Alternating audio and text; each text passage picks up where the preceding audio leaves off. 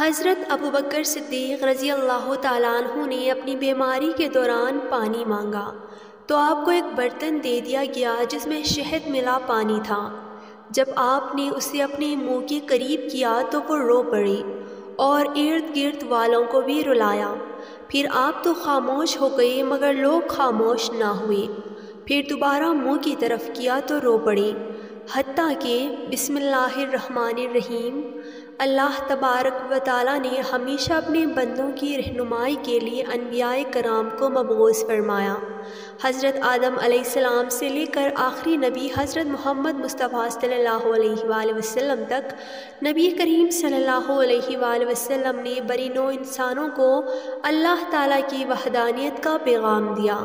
اور رشد و ہدایت کی تعلیم دی اور بتایا کہ اہدنا الصراط المستقیم ہی سیدھا راستہ ہے۔ اسی پر چل کر انسان اللہ کی بارگاہ کا پیارا بندہ ہونے کا شرف حاصل کر سکتا ہے۔ اللہ رب العزت نے اولاد آدم سے اس بات کا عہد لیا ہے کہ میرا راستہ سیدھا ہے، اسی پر چلنا، شیطان کو نہ پوجنا۔ ارشاد باری تعالیٰ ہے۔ ترجمہ: اے اولاد آدم، کیا میں نے تم سے عہد نہ لیا تھا کہ شیطان کو نہ پوجنا؟ بے شک وہ تمہارا کھلا دشمن ہے اور میری بندگی کرنا یہ سیدھی راہ ہے۔ جب نبی آخر الزمان نے نبوت کا اعلان فرمایا تو لوگوں کو اسلام کی دعوت دی کہ اے لوگوں، اللہ ایک ہے، اسی کی عبادت کرو اور میں اللہ کا بھیجا ہوا رسول ہوں۔ محمد رسول اللہ صلی اللہ علیہ وآلہ وسلم کا اعلان سنتے ہی سیدنا ابوبکر صدیق رضی اللہ تعالیٰ عنہ نے حضور نبی کریم صلی اللہ علیہ وآلہ وسلم کو گلے لگایا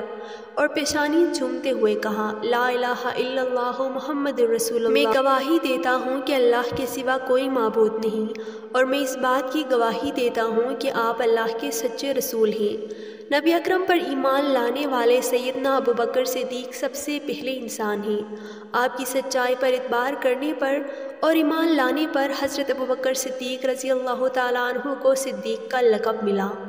ایک مرتبہ نبی کریم صلی اللہ علیہ وآلہ وسلم نے کھانا تیار کیا اور صحابہ کرام رضی اللہ تعالیٰ عنہ کو بلایا، سب کو ایک ایک لقمہ عطا کیا، جبکہ حضرت ابوبکر صدیق رضی اللہ تعالیٰ عنہ کو 3 لقمے عطا کیے۔ حضرت سیدنا عباس رضی اللہ تعالیٰ عنہ نے اس کی وجہ پوچھی تو ارشاد فرمایا، جب پہلا لقمہ دیا تو حضرت جبرائیل علیہ السلام نے کہا، اے عتیق تجھے مبارک ہو۔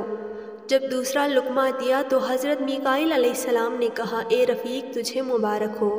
تیسرا لقمہ دیا تو اللہ کریم نے فرمایا، اے صدیق تجھے مبارک ہو۔ حضرت عبد الرحمن بن عبداللہ بن ثابت رحمۃ اللہ علیہ سے مروی ہے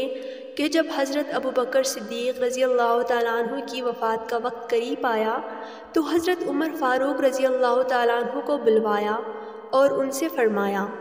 اے عمر، اللہ سے ڈرتے رہو اور یقین رکھو کہ اللہ تعالیٰ کے لیے ایک عمل دن کا ہے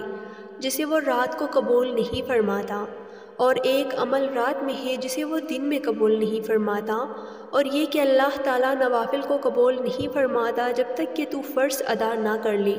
اور اس کے اعمال بھاری ہیں جس کے اعمال قیامت کے دن دنیا میں اتباع حق کی وجہ سے بھاری رہے اور وہ اس کو لوگوں پر بھاری کر دیں گے، اور وہ ترازو جس میں کل کو حق رکھا جائے اس کا حق ہے کہ وہ بھاری ہو جائے،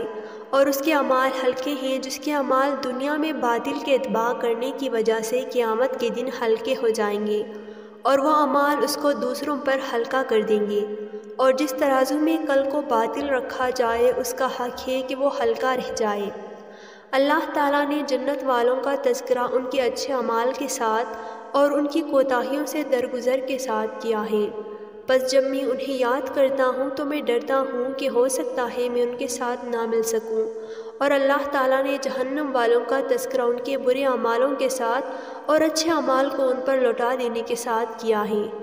بس جب میں ان کو یاد کرتا ہوں تو مجھے امید ہوتی ہے کہ میں ایسے لوگوں کے ساتھ نہیں ہوں گا، تاکہ بندہ امید بھی رکھے اور خوف بھی، نہ تو اللہ تعالیٰ پر تمنائیں رکھے اور نہ ہی اس کی رحمت سے مایوس ہو جائے۔ بس اگر آپ نے یہ یاد رکھا تو آپ کے لیے موت سے زیادہ محبوب کوئی نہ ہوگا، اور وہ تیرے پاس آنے ہی والی ہے، اور اگر آپ نے میری وصیت کو ضائع کر دیا تو آپ کے نزدیک کوئی پوشیدہ چیز موت سے زیادہ ناپسندیدہ نہیں ہوگی، اور آپ اس سے عاجز نہیں ہیں۔ حضرت زید بن ارقم رضی اللہ تعالیٰ عنہ سے مروی ہے کہ حضرت ابوبکر صدیق رضی اللہ تعالیٰ عنہ نے اپنی بیماری کے دوران پانی مانگا تو آپ کو ایک برتن دیا گیا جس میں شہد ملا پانی تھا۔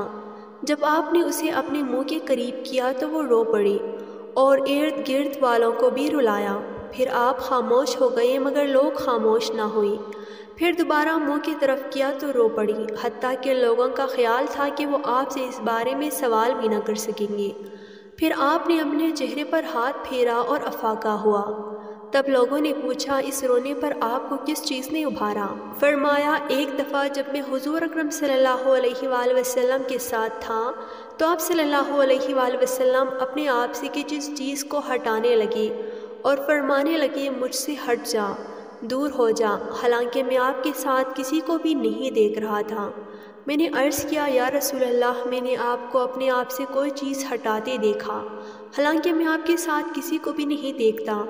ارشاد فرمایا یہ دنیا ہے جو متشکل ہو کر آئی۔